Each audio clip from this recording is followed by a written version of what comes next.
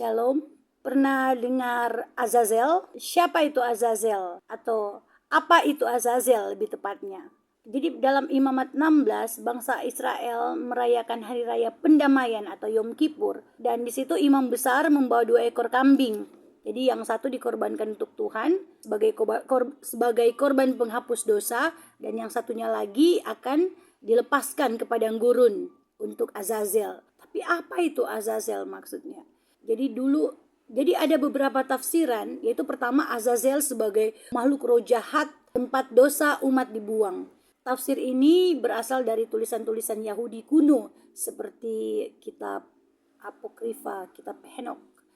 Ya. Kemudian kedua, Azazel ini adalah kata atau sebagai nama tempat pembuangan, di padang gurun yang sunyi, yaitu simbol keterpisahan total. Kemudian 3, secara simbolik ini Azazel berarti pembawa pergi, kambing yang mengangkat dosa umat dan membawanya jauh, dan mereka inilah dengan istilah scapegoat. Jadi intinya kambing ini membawa pergi semua dosa bangsa Israel, dan imam besar mengakui dosa-dosa umat di atas kepala kambing itu, lalu melepaskannya ke padang gurun, jauh dari umat, jauh dari hadirat Allah. Jadi ini bukan sihir atau mistik ya, tapi pesan rohani yang sangat dalam, bahwa inilah bayangan dari karya Kristus Tuhan kita, yang adalah sebagai penghapus dosa seperti kambing yang akan dikorbankan, dan juga pengangkat dosa kita seperti kambing untuk Azazel. Jadi ini adalah bayangan dari karya Kristus, yaitu korban untuk penghapusan dosa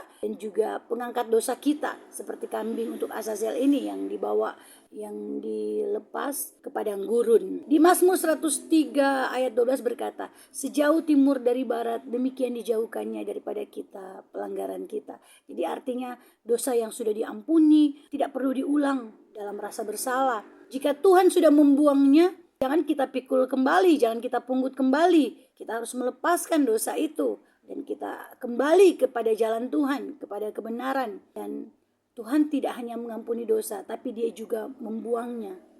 Jadi bukan Azazel yang tipologisnya atau gambarannya, melainkan peran kambing untuk Azazel yang menjadi bayangan dari karya pengangkatan dosa oleh Tuhan Yesus Kristus. Jadi kambing untuk Azazel melambangkan karya Kristus, yaitu membebaskan umatnya total dari dosa.